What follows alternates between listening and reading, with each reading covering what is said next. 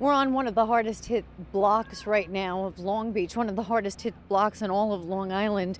It's Michigan Street, and this was a street. It's now covered in mountains of sand.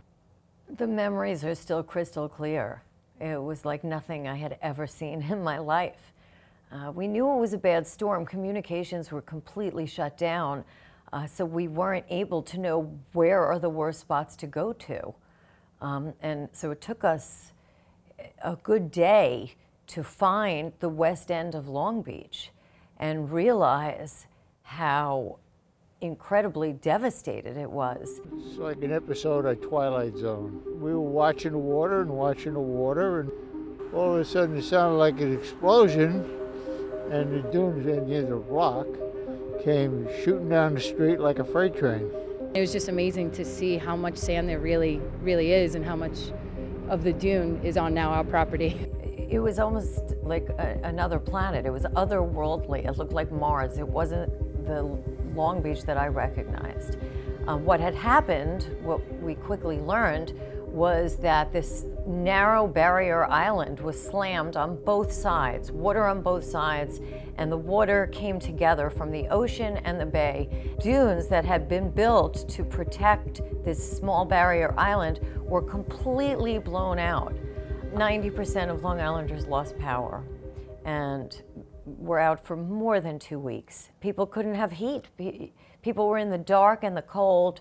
It was misery for weeks on end. We have no power. Not only is there no power, but there's no heat. All the boilers and electrical systems are wiped out. The temperature right now is dropping. We're there on the front lines just as emergency responders are getting there at the same time. There was a sense of desperation and looking towards anyone, including reporters like myself. What do we do? Where do we sleep? I have no heat. I have no electricity. I have no cell service. My phone's not working. An absolute desperation of what now? The lessons of Sandy were immediate and swift. LIPA, our power provider at the time, was almost immediately replaced. There was no question that LIPA was not prepared, and the governor immediately replaced them, and now we have PSEG Long Island in place. Is PSEG Long Island prepared for a Sandy?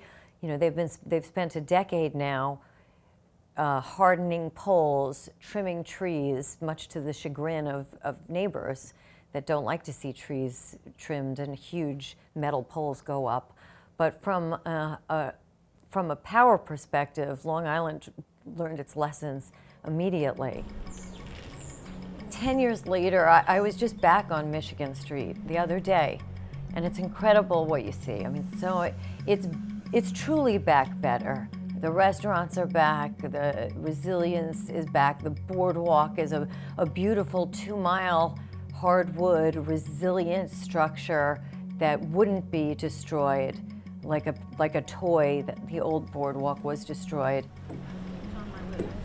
And homes, so many of the homes are now elevated and beautiful, and people didn't leave. They stayed and they invested in Long Beach and the area, and they did build it back better.